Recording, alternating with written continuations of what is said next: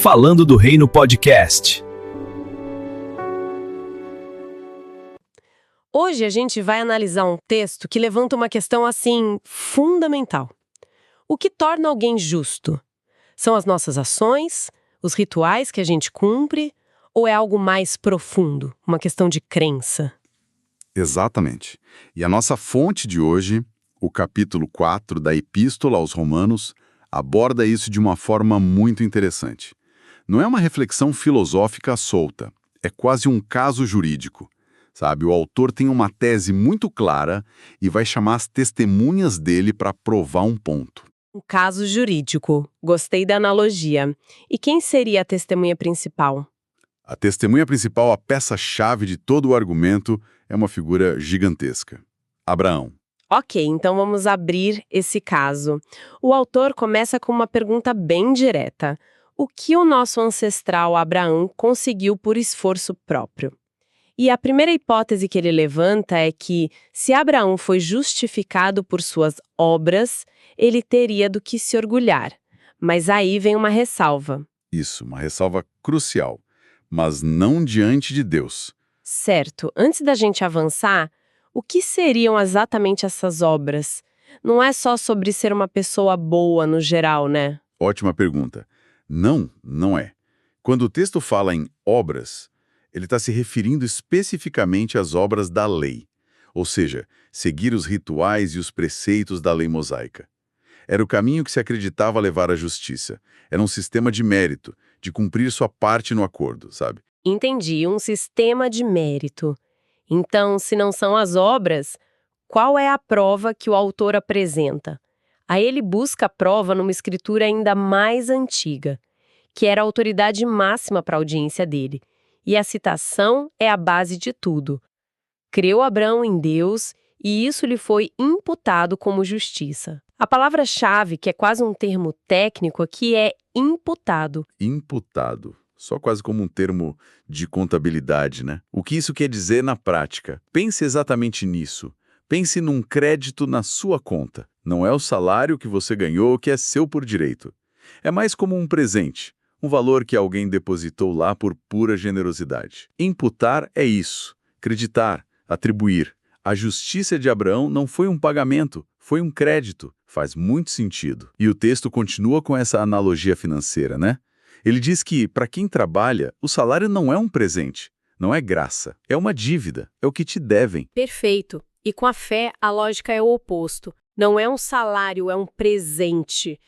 E para reforçar esse ponto, ele chama uma segunda testemunha, o rei Davi.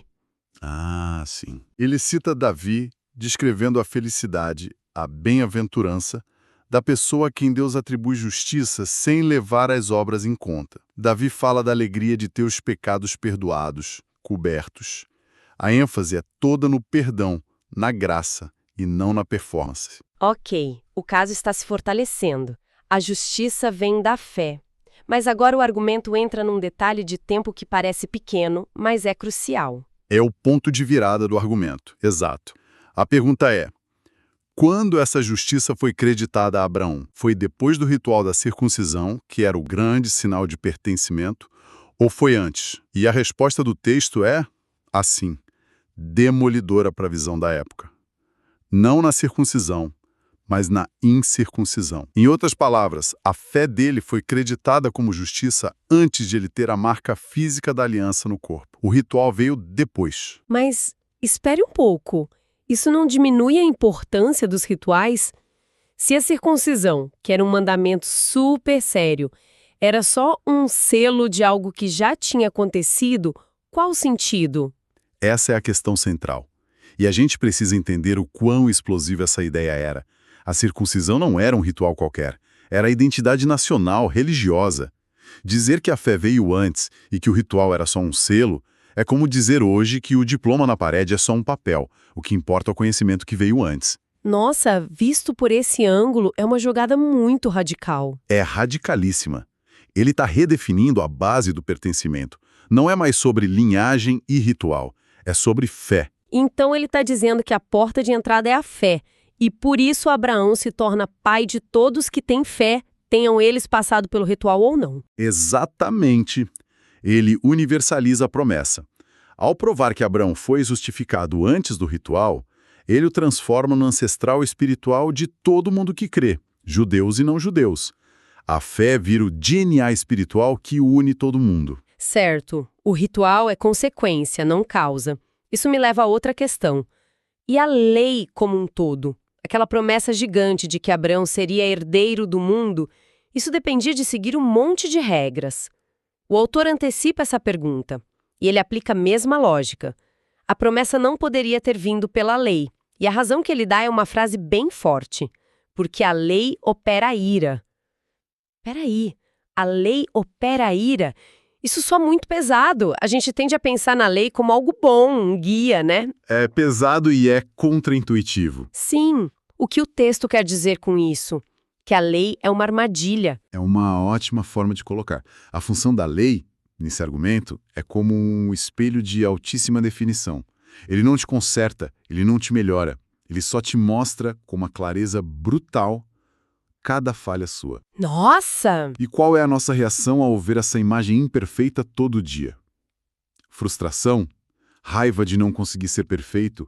É nesse sentido que a lei opera a ira. Ela expõe o problema de forma tão clara que gera essa angústia. Por isso, não poderia ser o caminho para receber uma herança. Que analogia fantástica, a do espelho. Deixa tudo muito claro. Então, se a promessa não vem pela lei, qual é a alternativa? A alternativa é que ela venha pela fé, para que seja a segunda graça. Ou seja, a promessa se baseia na generosidade de Deus, na graça e não no nosso desempenho.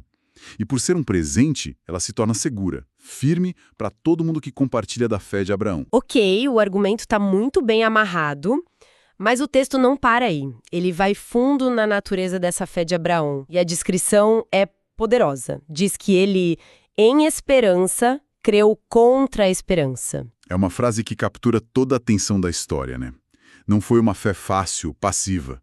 Foi um ato de confiança diante do impossível. Essa frase me pega, creu contra a esperança, mas me faz pensar, onde fica a linha entre uma fé assim e, sei lá, uma teimosia irracional, um pensamento positivo vazio? Ótima pergunta. E o texto faz questão de mostrar que Abraão não ignorou a realidade. Pelo contrário, a fonte diz que ele atentou para o seu próprio corpo já amortecido e para o amortecimento do ventre de Sara. Amortecido, a linguagem é bem crua. É crua, sim, sem vida, sem potência.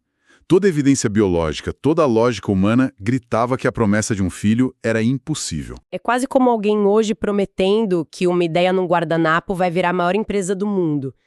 As evidências do presente dizem de jeito nenhum. Exato.